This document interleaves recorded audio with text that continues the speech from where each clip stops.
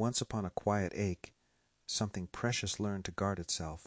It built walls from memory, keys from pain, and called the whole construction worth. This is not a tale of villains or broken hearts.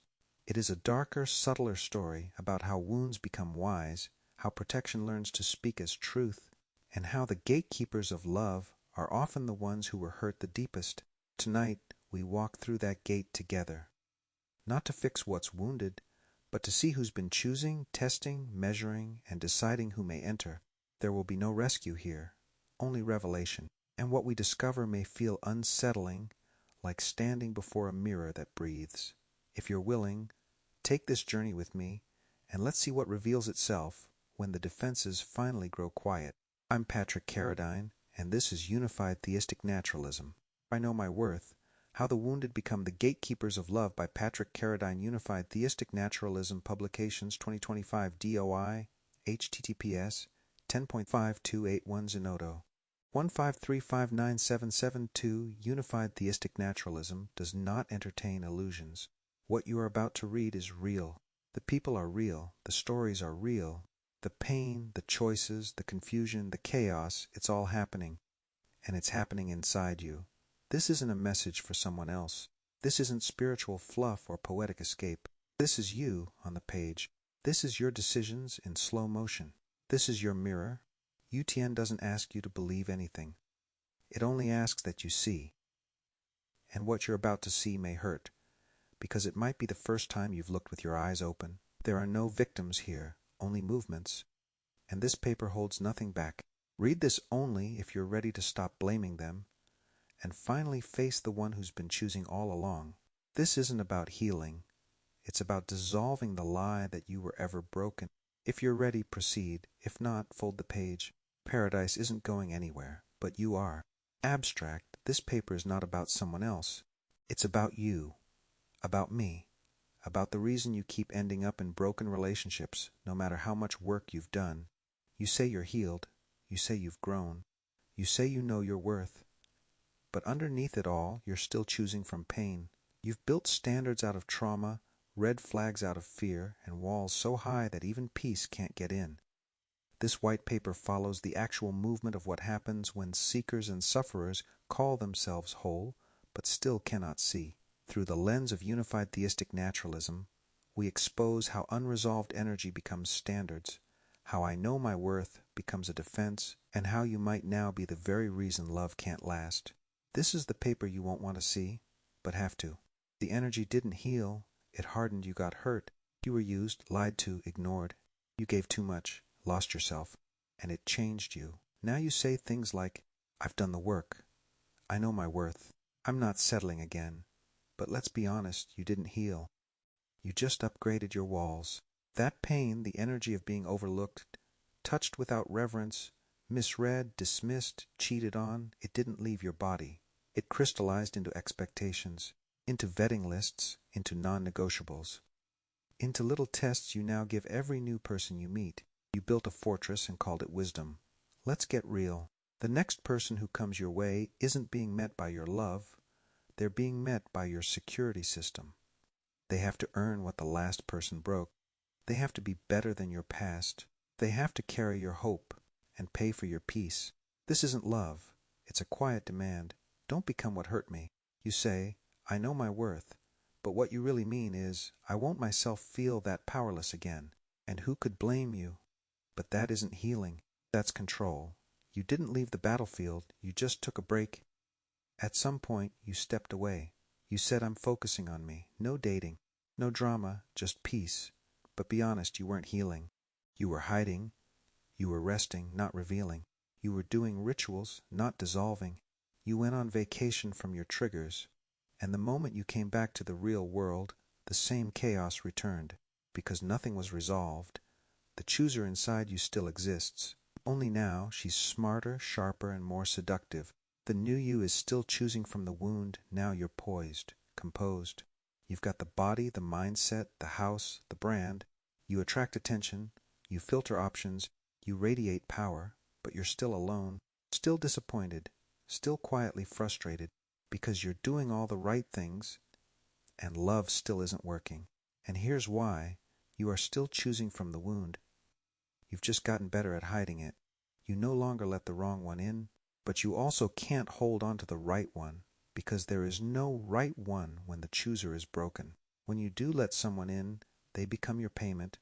Let's say someone passes the test, checks all your boxes, maybe even offers more than you expected. Now what? Now they have to stay frozen. They have to remain exactly as they were on the day your trauma approved them.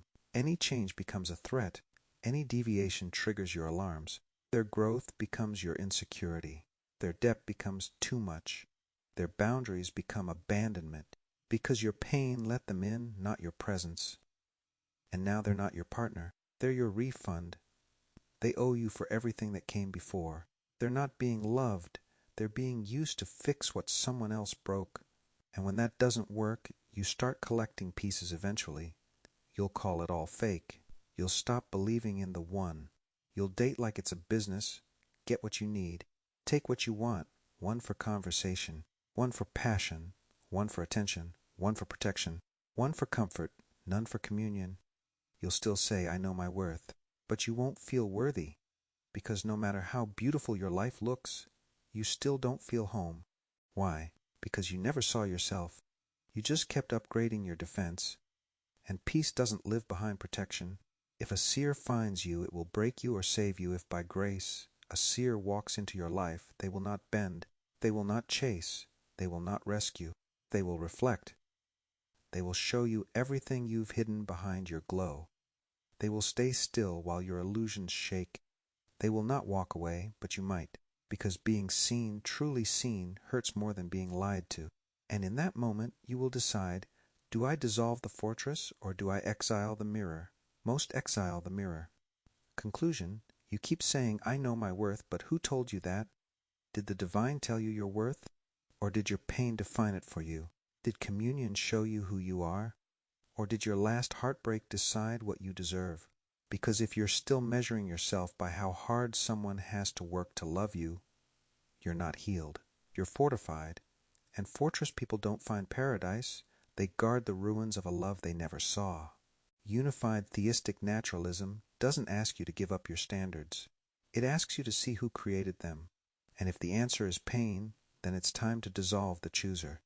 Only then will love stop costing people their souls. Only then will you stop collecting men or women as parts.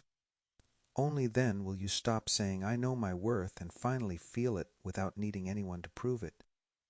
Because when you know who you are without the wound, you won't choose from trauma ever again. And love won't be a payment, it will be presence. As we come to the end of this walk, let's pause together, not as teacher and listener, but as friends who've just seen something honest. We didn't fix anything tonight. We simply noticed. And in that noticing, something subtle happens. The body exhales, the mind softens, the heart stops bracing. This isn't poetry, it's biology. When oscillation eases, the nervous system stabilizes. Stress hormones quiet, breath deepens, sleep improves, the body exits defense and re-enters coherence.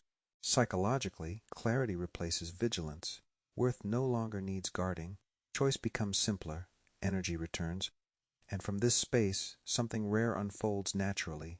Long-lasting, healthy relationships, not built through effort, rules, or protection, but arising from communion with the divine already present. Love no longer costs anyone their soul. It becomes presence meeting presence. Before we part, 3 doorways now stand open. Choose the one that resonates. I'll meet you there, and we'll continue the walk as friends. Doorway 1, the mirror and the line. How frameworks reflect the divine amid oscillation. What if every religion, philosophy, and path was never wrong, only partial? This journey reveals the unwavering line beneath every robe and shows how oscillation sharpens awareness rather than condemns it. Reflective questions. What framework once revealed truth for me, but now obscures it? Can I honor every robe without needing to live inside one? What changes when I see oscillation as refinement, not failure? DOI, Doorway 2, the silence that speaks rethinking prayer, movement, and the divine voice. What if the divine has never spoken, not because it is absent, but because it never stopped moving? This walk dissolves prayer as petition and reveals movement itself as sacred speech. Reflective questions. What if asking has been louder than listening? Where has timing already answered me? Can movement be trusted more than interpretation? DOI, Doorway 3. Beyond prayer, living in communion with the divine prayer was a bridge when distance was believed. Communion is the breath when separation dissolves. This journey explores life lived inside immediate presence without waiting. Reflective questions. If the divine is fully present now, what am I waiting for? How would my days change if I lived from communion instead of hope? What falls away when separation is no longer assumed? DOI, wherever you choose to go next, walk slowly. Nothing here must be believed, only noticed. I'll meet you at the doorway you choose. I'm Patrick Carradine, and this is Unified Theistic Naturalism.